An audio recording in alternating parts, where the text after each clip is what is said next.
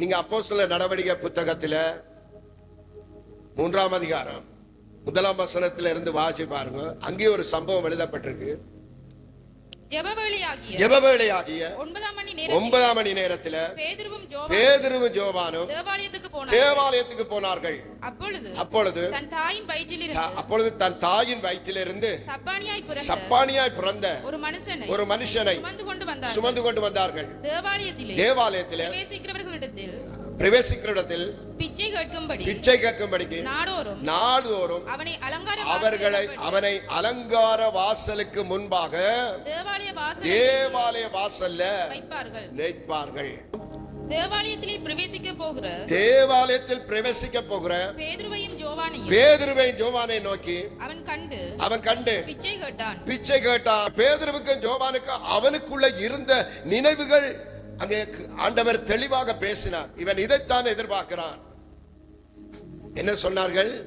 அவன் அவர்களிடத்தில் ஏதாகிலும் கிடைக்குமா என்று எண்ணி அவர்களை நோக்கி பார்த்தான். அப்பொழுது பேதுரு வெள்ளியும் பொன்னும் என்னிடத்தில் இல்லை, என்னிடத்தில் உள்ளதை உனக்கு தருகிறேன். நசரேயனாகிய இயேசு கிறிஸ்துவின் நாமத்தினாலே எழுந்து நட என்று சொல்லி வலது கையினால் அவனை பிடித்து தூக்கி விட்டார்கள். பேதுருவும் யோவானும் சொன்னார்கள், வெள்ளியும் பொன்னும் எங்களிடத்தில் இல்ல, எங்களிடத்தில் இருப்பது முழுவதும் இயேசுவின் நாமம். ஆமென். நல்ல கரங்களை தட்டி ஆமென். அல்லேலூயா. அந்த இயேசுவின் நாமம் எங்கள் உள்ளத்தில இருக்குமா இருந்தால், எங்களோட வாழ்க்கையில இருக்குமா இருந்தால், எதை குறிச்சும் பயம் தேவையில்லை. எந்த நிலையிலும் கர்த்தர் எங்களை ஆசீர்வதிப்பார். பிலிப்பி சபைக்கு பரிசுத்த பவுல் சொல்லும்போது சொன்னார், நம் தேவன் தம்முடைய ஐஸ்வர்யத்தின்படி. ஆமென் சொல்லுங்க அல்லேலூயா. அந்த ஐஸ்வர்யம் யார் என்று கேட்டா அவர்தான் கர்த்தராகிய இயேசு கிறிஸ்து. ஆமென். தாவீது சொல்லுவார், அவர் எந்த மனுஷனை மேன்மைப்படுத்தி வைக்கவும் உயர்த்தி வைக்கவும் யாரால இயேசுவால ஆகும். ஆமென். ஒருவருடைய வழிகளை செம்மைப்படுத்தவும் அவனை பலத்தால் இடகட்டவும் அவனை சரியான வழியில நடத்தவும் சரியான பாதையில கொண்டு செல்லவும் அவரை வழியும் சத்தியமும் ஜீவனுமாய் இருக்கிறார். ஆமென். அவனுடைய இருளை எல்லாம் வெளிச்சமாக்கி கொடுக்கிறவர், அவனுடைய கால்களை மான் கால் போலாக்கி உயரத்தில் நிறுத்துகிறவர் நம்முடைய ஆண்டவர் இயேசு. அவர் சொல்றார், தேவன் தம்முடைய ஐஸ்வர்யத்தின்படி. பிலிப்பியர் 4:19 சொல்றார், அந்த ஐஸ்வர்யம் நம்முடைய ஆண்டவராகிய இயேசு கிறிஸ்துவானவர். அவர் சொல்றார், ஐஸ்வர்யத்தின்படி உங்கள் குறைவெல்லாம் கிறிஸ்து இயேசுவுக்குள்ள மகிமையில நிறைவாக்குவார். நல்லா கரங்களை தட்டி ஆமென். அந்த மகிமை ஆண்டவருடைய வல்லமையும் பிரசன்னமாயிருக்கு. அவர் கானானூர்ல திருமண வீட்டில் இருந்தார். அவருடைய மகிமை அந்த வீட்டில் இருந்தது. ஆமென். அதனாலதான் சாதாரணமான தண்ணீர் திராட்சை ரசமாய் மாறியது. அது மாதிரி கர்த்தருடைய மகிமை எங்கெல்லாம் இருக்கோ அங்கே அற்புதம் நடக்கும். பேதுரும் யோவானும் சொல்ல, வெள்ளியும் பொன்னும் எங்கிட்ட இல்லையப்பா, எங்கிட்ட இருக்கிறது என்ன? இயேசுவின் நாமம். இயேசுவின் நாமத்தினால நீ எழுந்து நட என்று வலது கரத்தை கொடுத்து தூக்கி விட்டார்கள். ஆமென். அவன் நடந்தான். தேவனை அவன் மகிமைப்படுத்தினான், தேவனை அவன் உயர்த்தினான். இங்கே 4வது அதிகாரத்தில் நீங்க வாசி பாருங்க. அவள் சொன்ன போது என்ன சொன்னார் எலிசா? வாசிங்க. எலிசா அவளை நோக்கி, நான் உனக்கு என்ன செய்யணும்? வீட்டில் உன்னிடத்தில் என்ன இருக்கிறது? வீட்டில் உன்னிடத்தில் என்ன இருக்கு? என்னது கதை? எலிசாவை நோக்கி அந்த பெண் கேட்கிறாள், ஐயா ஏதாவது உதவி செய்யுங்க ஐயா, 2 பிள்ளைகளையும் கடன் கொடுத்தவன் அடிமையாக்க பார்க்கிறான் என்று கேட்கிறார். இவர் கேட்கிறார், ஊழியக்காரர் கேட்கிறார், உன்னிடத்தில் என்ன இருக்கு? உன்னிடத்துல என்ன இருக்கு? சுவாமி கேட்டார், வனாந்திரத்தில் அங்கே 5000 புருஷர்கள் இருக்கிறார்கள், 4000 புருஷர்கள் இருக்கிறார்கள் சாப்பிடுவதற்கு. கேட்டார், உங்கள்கிட்ட என்ன இருக்கு? உங்கள்கிட்ட என்ன இருக்கு? சொல்றாங்க, எங்கிட்ட இல்ல, ஆனா இங்க ஒரு பையன் இருக்கிறான். அவன் என்ன வச்சிருக்கிறான்? 5 அப்பங்களும் 2 மீன்களும் வச்சிருக்கிறான். அதை கொண்டு வாங்க. உங்கள்கிட்ட என்ன இருக்கோ அதை கொண்டு வாங்க. என்ன இருக்கோ அதை கொண்டு வாங்க. உங்களோட விசுவாசம் தான் இருக்கா? கொண்டு வாங்க. ஜெபம், நம்பிக்கையோடு ஜெபிக்கிற ஜெபம் இருக்கு, அதை கொண்டு வாங்க. நல்லா ஆராதிப்போம், வாங்க, கொடுத்து பாருங்க. யாரோ ஒருவர் உங்களை உற்று நோக்க கர்த்தர் செய்வார். ஆமென் சொல்லுங்க. அல்லேலூயா. உங்களை பயன்படுத்துவார்கள். அல்லேலூயா. கர்த்தர் அந்த நேரம் தான் தேவனுடைய மகிமைகள் உங்களை கிரியை செய்ய ஆரம்பிக்கும். ஆக நாங்கள் என்ன செய்யணும்? அதற்கு எங்களை விட்டுக் கொடுக்கணும், தாழ்த்தணும். வேதம் சொல்லுகிறது, யாத்ரா 10ஆம் அதிகாரத்துல 27ஆம் வசனமா இருக்க வேண்டும். நீங்க வீட்டை கொண்ட வாசி பாருங்க. பார்வோன் அவர்களை ஆராதனை செய்ய விடையிலையா? அடியா கவனிச்சு பாருங்க. பார்வோன் அவர்களை ஆராதனை செய்ய விடையில்லை. அப்படி என்றால் பார்வோனின் ஆவி கர்த்தருடைய பிள்ளைகள் ஆராதிக்கிறதற்கு விருப்பம் இல்லை. அதனாலதான் அவனுடைய இருதயம் கடினப்படுத்தினார் ஆண்டவர். அவனை இழக செய்யாமல் அவனை கடினப்படுத்தி படுத்தி படுத்தி படுத்தி படுத்தி ஆண்டவர் அவருக்கு வாதைகளை அனுப்பி அவனுடைய தேசத்துக்குள்ள கர்த்தர் யார் என்றதை அவன் சரியா உணர வரையிலும், உணர்ந்து ஜனங்களை விடும் வரையிலும் அவருடைய இருதயத்தை கடினப்படுத்தினார். அடியா ஜோசிங்க, நீங்களும் கடினமான மனுஷரா இருந்தா உங்களுக்கு கொண்டு கர்த்தர் ஒன்றும் செய்ய மாட்டார். யாரெல்லாம் கர்த்தாவே உம்முடைய கரத்தில் என்ன தருகிற என்று தாழ்த்துங்கள், பெரிய காரியங்கள் நடக்கும். மரியாள் தன்னை தாழ்த்தினார். ஆண்டவரே, இதோ நான் உமக்கு அடிமை என்று சொன்னாள். அன்றைக்கு கர்த்தருடைய வல்லமை அவள் பலமாய் வந்து கிரியை செய்ததை அவள் உணர்ந்தாள். அவள் சொன்ன, வல்லமை மிக்கவர் செயல்கள் பல எனக்கு செய்தார். ஆமென். கர்த்தர் பெரியவர். ஆண்டவர் என்னை உயர்த்தினார், ஆண்டவர் என்னை மகிமைப்படுத்தினார். ஸ்திரீகளுக்குள்ள நீ ஆசீர்வதிக்கப்பட்டவன். அது மாதிரி ஆண்டவர் சொல்வார், கர்த்தருக்கு யாரெல்லாம் நீங்க கொடுக்குறீங்களோ உங்களை கர்த்தர் ஆசீர்வதிப்பார். வாசிங்க அந்த புத்தகத்தை வாசிங்க. அதற்கு அவள் ஒரு குடம் எண்ணெய் அல்லாமல் உம்முடைய அடியாளுடைய வீட்டில் வேறு ஒன்றும் இல்லை என்றார். ஒரு குடம் எண்ணெய் அல்லாமல் என் வீட்டில வேறு ஒன்றும் இல்லை என்றார். அப்பொழுது அவள் நீ போய் உன்னுடைய அயல் வீட்டுக்காரர் எல்லாரிடத்திலையும் அநேகம் வெறும் பாத்திரங்களை கேட்டு வாங்கி. படியா கவனிங்க. ஒரு ஆசீர்வாதம் வருவதற்கு ஊழியக்காரர் என்ன சொல்றாரோ அதை செய்யணும். புரியுதா உங்களுக்கு? மரியாள் வேலைக்காரர் அழைச்சு சொன்னால் அவர் உங்களுக்கு என்ன சொல்றாரோ அதை செய்யணும். நீங்க நினைக்கிறீங்களா எங்கள்கிட்ட இப்ப பெரிய ஆசீர்வாதம் இருக்கு, ஐயா நீ 1 கோடி தான் வச்சிருப்பாய், எத்தனை 10 கோடியா வச்சிருப்பாய். ஒரு சரியான ஒரு மாதத்துல போய் நீ ஹாஸ்பிட்டல் படுத்தி என்று சொன்னா நீ இருக்கிறதை பார்க்கல, அதையும் கடன் பண்ண வேண்டிய சொல்றவங்க. அப்படியெல்லாம் வியாதி நிறைய காசுகளை அளிக்கும். ஆனா மரியா சொன்னால் அவர் உங்களுக்கு என்ன சொல்றாரோ அதை நீங்க செய்யணும். சொல்றார், நீ போய் சுற்றுப்புறத்தில் இருக்கிற எல்லாரிடத்திலும் போய் என்ன செய்யணும்? வெறும் பாத்திரங்களை பண்ணி கொண்டு வாங்க. உள்ளே போய் உன் பிள்ளைகளுடன் உள்ளே நின்று கதவை பூட்டி அந்த பாத்திரங்கள் எல்லாவற்றிலும் வாத்து நிறைத்ததை ஒரு பக்கத்தில் வையுங்கள் என்றார். அவள் அவனிடத்திலிருந்து போய் தன் பிள்ளைகளுடன் கதவை பூட்டிக் கொண்டு இவர்கள் பாத்திரங்களை அவளிடத்தில் கொடுக்க அவள் அவைகளில் பார்த்தாள். ஆமென். பாருங்க, ஒரு சேர்ந்து ஒரு மனமாய் காரியம் நடக்கிறது.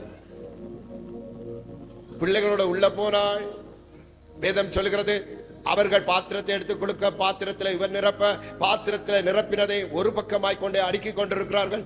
எவ்வளவு பாத்திரம் இருந்ததோ அவ்வளவு நிரப்பிக் கொண்டே இருந்தார்கள். கர்த்தருடைய கிருபை. ஒரு பானையில் இருந்த ஒரு குடத்தில் இருந்த எண்ணெய் மற்ற பாத்திரங்களை நிரப்புகிற விதத்தை பாருங்க. ஆமென். அதே மாதிரி கர்த்தர் சபைக்குள்ள கொண்டு வந்திருக்கிற உங்கள் ஒவ்வொருத்தருக்குள்ளே கர்த்தர் விசேஷ அபிஷேகங்களை வச்சிருக்கிறார். விசேஷ கிருபைகளை வச்சிருக்கிறார். விசேஷ ஆண்டவருடைய ஆசீர்வாதங்களை வச்சிருக்கிறார். நீங்க கீழ்ப்படிந்து செய்யும் போது கர்த்தர் உங்களை கொண்டு பெரிய காரியங்களை செய்வார். என்ன சொல்றார்? என்ன விசுவாசிக்கிறவன் நான் செய்த கிரியைகளை பார்க்கிலும் பெரிய காரியங்களை செய்வான். பெரிய காரியங்களை செய்வான். வாசிங்கோ. நிரப்பி வைத்தார்கள். அந்த பாத்திரங்கள் நிறைந்த பின் அவள் தன் மகன் ஒருவனை நோக்கி, அவன் தன் மகன்மார்களை நோக்கி, இன்னும் ஒரு பாத்திரம் கொண்டு வா, இன்னும் ஒரு பாத்திரம் கொண்டு வாங்க என்று சொன்னார். அதற்கு அவன் வேறே பாத்திரம் இல்லை. அப்பொழுது எண்ணெய் நின்று போச்சு. சிலர் என்னால இவ்வளவுதானப்பா செய்ய முடியும், இவ்வளவுதான் செய்ய முடியும், சபைக்கு வந்தால் நான் இவ்வளவு நேரம் தான் இருப்பேன். சிலருடைய குணம் விளங்குற. ஒரு நாளைக்கு நீங்க பாருங்க, இந்த சேர்ச்சில இடையில போகணுமல்லோ விளங்குற, கண்ணேரமா இங்கே ஒரு இடத்துல குத்தி கொண்டிருப்பேன். நான் சொல்லல, நான் அநேகரை பார்க்கிறேன். சரியா கத்திரிட்ட வார்த்தைக்கு செவி கொடுக்காம சரியாக தங்கட இஷ்டப்படி செய்ய நினைக்கிறவில்லை. பாருங்க, இந்த வசனம் எல்லாம் ஏன் எழுதி வச்சவன்? சபையார் அதை நம்புவதற்கு, விசுவாசிப்பதற்கு, எதிர்காலத்தில் பெரிய ஆசீர்வாதங்களை பெறுவதற்கு, ஆண்டவருடைய வழி நடத்துவதற்காக வச்சிருக்கிற யுத்தி ஒரு வழிநடத்தல். சின்ன சின்ன காரியங்களை கர்த்தர் என்ன செய்வார்? பெரிய காரியங்களை செய்வார். ராஜாக்கள் காலத்தில் கர்த்தர் செய்த அற்புதங்கள் எல்லாம் சின்ன சின்ன விஷயங்களை வச்சு வச்சு பெரிய காரியங்களை செய்தார். அவர் சொன்னார், நாங்க யுத்தத்துக்கு போகிறோம், எங்களுக்கு எங்களுடைய குதிரைகள், எங்களுடைய மிருகங்கள் குடிப்பதற்கு தண்ணீர் இல்லை, என்ன செய்வது என்று கேட்டபோது எலிசா சொன்னார், நீங்க போய் அங்க வாய்க்கால்களை வெட்டுங்கள். அது மழையாலும் வராது, காற்றாலும் வராது, ஆனால் வாய்க்கால் தண்ணீரால் நிரப்பப்படும். நீங்க நினைக்கிற மாதிரி மழை வந்துதான் தண்ணீர் வாய்க்கால நிரப்படும் என்றோ, காற்றால தான் ஒரு அற்புதம் நடக்கணும் என்று இல்ல. ஆனா நீங்க வெட்டின அந்த வாய்க்கால கர்த்தர் தண்ணீரால் நிரப்புவாரா? இதுதான் அடையாளம். கர்த்தர் செய்வதற்கு எங்களை விட்டுக் கொடுக்கணும். கர்த்தர் எங்களை வழி நடத்துவதற்கு விட்டுக் கொடுக்கணும். விட்டுக் கொடுத்து பாருங்க. இன்னும் ஒரு பாத்திரம் இருக்கா? இல்லையே. இன்னும் ஒரு இடம் இருக்கா? இல்லையே. வாச நேரம் போகுது. பாருங்க, டைமை பாருங்க. இதுக்கு மேல எங்களால இருக்க இயலாது. நான் சொல்லட்டா, எசேக்கியேல் தீர்க்கதரிசியின் இடத்துல அவர் தேவாலயத்தில் நின்ற போது, ஆவியானவர் கிரியை செய்த போது, இந்த எசேக்கியேல் தீர்க்கதரிசி சொல்ற, நான் இந்த இடத்தை விட்டு போக மாட்டேன் என்றால் இப்பொழுது என்னுடைய கணுக்கால் அளவு தண்ணீர் வந்திருக்கு. நான் விசுவாசிக்கிறேன், எனக்கு அது முடங்காலா வரணும். ஆண்டவரே, முடங்கால இருக்கிறது அது இடுப்பளவு வேணும். இடுப்பளவா இருக்கிறது எனக்கு நீச்சல் உள்ள தண்ணீராய் மாறணும். அப்படி என்றால் அவர் என்ன சொல்லுகிறார்? நான் நிக்கிற இடத்துல எவ்வளவு தூரம் தேவன் என்னை நடத்த விரும்புகிறாரோ அவ்வளவு தூரம் நடத்துவதற்கு என்னை அர்ப்பணிக்கிறேன். தேவன் எப்பொழுது அற்புதம் செய்வாரோ அவ்வளவு நேரமாய் நான் தேவனிடத்தில் நேரங்களை செலவிட விரும்புகிறேன். சொல்ற, 1000 நாள் ஆகாமியத்தின் கூடாரத்தில் வாசம் பண்ணுவதை பார்க்கிறோம், உமது ஆலய பிரகாரத்தில் வாசம் பண்ண ஒரு நாள் எனக்கு மேலானது. ஏனென்றால் நான் வெளியில அனுபவிக்கிற துன்பம் ஏராளம். நான் வெளியே இருக்கும் போது நான் கேட்கிற வார்த்தைகள், எனக்கு காயப்படுத்துகிற வார்த்தைகள் ஏராளம். நான் துன்பப்பட்டு கொண்டிருக்கிற சந்தர்ப்பங்கள் ஏராளம். நான் பாடுகளை அனுபவிக்கிற நேரங்கள் ஏராளம். ஆனா தேவனே, உம்முடைய சமூகத்தில் எனக்கு ஆறுதலை பெருக பண்ணுகிறீர், மகிழ்ச்சிகளை பெருக பண்ணுகிறீர், சந்தோஷங்களை பெருக பண்ணுகிறீர், எனக்கு நல்ல ஆலோசனைகளை சொல்லுகிறீர். அதாவது தான் கர்த்தருடைய ஆலயத்துக்கு போவோம் என்று சொன்ன வேளையில நான் மகிழ்ச்சியா இருப்பேன். ஆமென் சொல்லுங்க, அல்லேலூயா. ஏனென்றால் அங்க தேவனுடைய வார்த்தைகள் பேசப்படும் போது அவைகளை கேட்டுக்கொண்டு இருக்கிற நேரத்தில் தான் என்னுடைய வாழ்க்கையில நான் ஒரு ஆறுதலை உணர்கிறேன், ஒரு சமாதானத்தை உணர்கிறேன், ஒரு விடுதலை உணர்கிறேன், ஒரு நம்பிக்கை எனக்குள்ள வருகிறது. நான் நொந்து நொறுங்கி கலங்கி வேதனையோடு வருகிற நேரமெல்லாம் உம்முடைய ஆறுதல் எனக்கு அதிகமா இருக்கிறது. வேறு பாத்திரம் இருக்கா என்று கேட்ட வேளையில பாத்திரம் இல்லையே, இடம் இல்லையே என்று அந்த இடத்துல சொல்லப்பட்டது. இன்னும் பாத்திரம் இருந்திருந்தா கர்த்தர் நிரப்ப வல்லவராய் இருக்கிறார். என்றால் அவரிடத்துல குறையாத ஐஸ்வர்யம் இருக்கிறது, குறையாத ஞானம் இருக்கிறது, குறையாத ஆசீர்வாதங்கள் இருக்கிறது. அங்கே நீங்க கேட்க கேட்க அவர் தந்து கொண்டே இருப்பார். ஆமென். எவ்வளவு கேட்கிறீங்களோ அவ்வளவுக்காய் கர்த்தர் உங்களை ஆசீர்வதித்துக் கொண்டே இருப்பார். அவர் வேண்டுவதற்கும் உண்ணுவதற்கும் அதிகமாய் கிரியை செய்கிறவர். ஆமென். இந்த காலை நேரத்தில் இல்லை என்று சொல்லாம உங்களால என்றதை செய்ய கர்த்தருக்காக அர்ப்பணிக்கணும். உங்கள் தேவைகள் இன்னதென்று அவர் அறிவார். பவுல் சொல்றார், என்னால எவ்வளவு செய்ய முடியுமோ அவ்வளவு கர்த்தருக்காக செய்வேன். என்னை பலப்படுத்துகிற கிறிஸ்துவினால எனக்கு எல்லாம் செய்ய பலன் உண்டு. ஆமென். இந்த காலையில எத்தனை பேர் சொல்றீங்க, நான் இவ்வளவு தூரம் கர்த்தருக்காக ஓட முடியுமோ நான் அவ்வளவு தூரம் ஓடிக்கொண்டே இருப்பேன். என் சரீர பலவீனங்களோ வியாதிகளோ எனக்கு இருக்கிறதான பாடுகளோ என்ன கர்த்தருடைய ஆராதனையை வராம தடுக்காது, ஊழியங்களை தடுக்காது, ஜெபங்களை தடுக்காது. என்ன பலப்படுத்துகிறவர் எனக்குள்ள இருக்கிறார். அதனால எல்லாம் செய்ய எனக்கு பலன் உண்டு. பாருங்க, பலவீனத்தோட இருந்தவர்கள் பேசின வார்த்தையில எவ்வளவு அற்புதம் நடந்தது. ஆமென்.